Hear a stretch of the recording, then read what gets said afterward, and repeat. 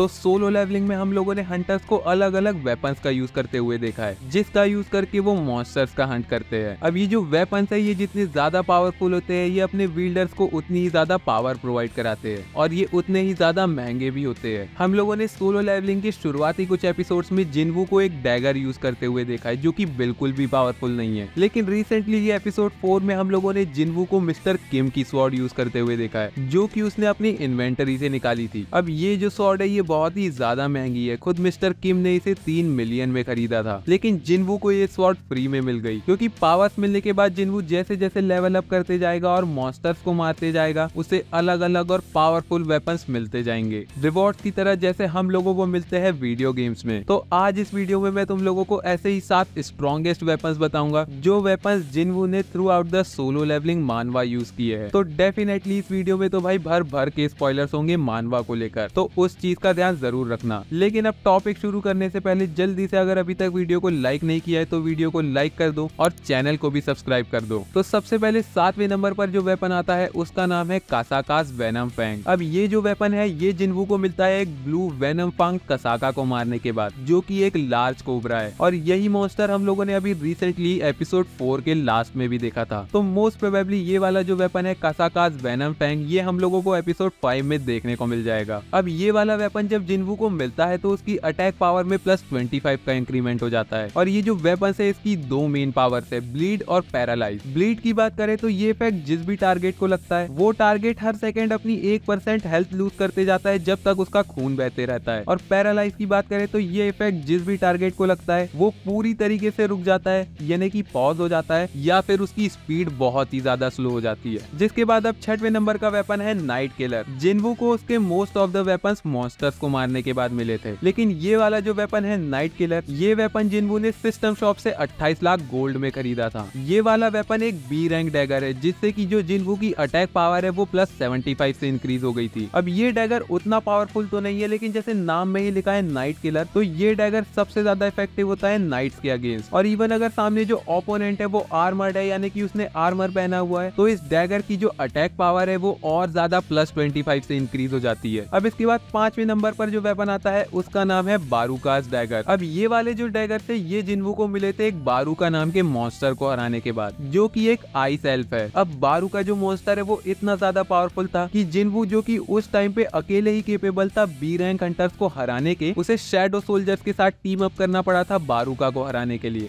तो अब तुम लोग अंदाजा लगा सकते हो कि ये जो बारूका है उसको मारने के बाद जो जिन्वू को वेपन्स मिले थे वो कितने ज्यादा पावरफुल होंगे। ये जो डैगर्स है ये रैंक A डैगर्स है। अब ये जो डैगर्स है वो मैजिकल होने के कारण इस वेपन के जो विल्डर होते हैं उनका वेट कम कर देता है, जिसके कारण इन डैगर्स का जो यूजर है उसकी पावर तो बढ़ती ही है लेकिन उसके साथ ही उसकी स्पीड भी बहुत ज्यादा बढ़ जाती है। अब जिसके बाद 4थे नंबर पर जो वेपन आता है उसका नाम है डीमन किंग्स डैगर। अब ये जो वेपन्स है ये जिन्वू को मिले थे डीमन किंग बारान को हराने के बाद और इन वेपन्स के कारण जिन्वू की जो अटैक पावर है वो +220 से इंक्रीज हो गई थी। अब ये जो डैगर्स है ये S रैंक डैगर्स है जिसका यूज करके जो जिन्वू है वो S रैंक हंटर्स के अगेंस्ट बहुत ही आसानी से फाइट कर सकता था, लेकिन जब बात नेशनल लेवल हंटर्स और द मोनार्क्स की आती है तो ये डैगर्स उनके अगेंस्ट कुछ भी काम नहीं आते और उल्टा ये वेपन्स जिन्वू को उन सिचुएशंस में डिसएडवांटेज में डाल देते थे क्योंकि ये वेपन्स नेशनल लेवल हंटर्स और मोनार्क्स को कुछ भी हार्म नहीं कर पाते थे। अब जिसके बाद 3रे नंबर पर आता है ऑर्ब ऑफ अवारिस। अब ये जो वेपन है ये जिन्वू को मिला था एक डीमन को मारने के बाद जिसका नाम है वल्कन। वल्कन जो मॉन्स्टर था वो डीमन कासल के जो लोअर फ्लोर्स थे उनको रूल करता था। अब ये जो वेपन है ऑर्ब ऑफ अवारिस ये सबसे ज्यादा एफिशिएंट था मैजिकल टाइप हंटर के लिए क्योंकि ये ऑर्ब मैजिक यूजर के जो मैजिक डैमेज है उसको डबल कर देता है। अब ये वाला वेपन जिन्वू के पास ज्यादा समय के लिए नहीं था क्योंकि उसने ये वेपन ऑर्ब ऑफ अवारिस एक टस्क नाम के कैरेक्टर को दे दिया था। अब जो मोस्ट ऑफ द वेपन्स होते हैं वो अपनी बिल्डर की जो पावर होती है उसको 40 to 50% मल्टीप्लाई कर देते हैं, लेकिन ऑर्ब ऑफ अवारिस यूजर की पावर को 100% से इंक्रीज कर देता है। अब इसके बाद दूसरे नंबर पर जो वेपन आता है उसका नाम है डीमन किंग्स लॉन्ग स्वॉर्ड। अब ये वाला जो वेपन है ये जिन्वू को मिला था बारान जिसको कि the monarch of white flames भी कहते हैं उसको मारने के बाद। अब ये वाला जो वेपन है ये भाई बहुत ही ज्यादा स्ट्रॉन्ग है, इसके कारण जो जिन्वू की अटैक पावर है वो +350 से बढ़ गई थी। अब ये वेपन सिर्फ अटैक पावर को इंक्रीज नहीं करता बल्कि जो भी इस वेपन का यूजर इस वेपन को एक बार भी घुमाता है तो वहाँ literally storm of white flames यानी कि लाइटनिंग का तूफान आ जाता है। लेकिन जो जिन्वू है उसका मेन वेपन डैगर है और उसने शुरू से ही अलग अलग टाइप के डैगर ही यूज किए हैं और इसीलिए जिन्वू ये वाली जो लॉन्ग स्वॉर्ड है उसको भी एक इग्रिस नाम के कैरेक्टर को दे देता है। अब नंबर 1 वेपन बताने से पहले अगर अभी तक वीडियो देख रहे हो और वीडियो पसंद आ रही है तो भाई वीडियो को लाइक जरूर कर दो। तो अब बात करते हैं नंबर 1 वेपन की, जिसका नाम है कामिश रेथ। अब ये जो डैगर्स है ये इतनी ज्यादा पावरफुल है कि इन्हें worst disaster crafted for humanity भी कहा जाता है। अब ये जो वेपन है ये one of the most strongest magical weapons में से एक है। अब ये जो वेपन है ये कामिश नाम का जो एक ड्रैगन था जो कि बहुत ही ज्यादा पावरफुल था, उसके भी सबसे स्ट्रॉन्गेस्ट टूथ यानी कि दांत से बने हुए हैं। और दूसरे वेपन्स के कंपैरिजन में ये वाला जो वेपन है ये बहुत ही ज्यादा पावरफुल है। इसके कारण जो अटैक पावर है वो प्लस 1500 से इंक्रीज हो जाती है।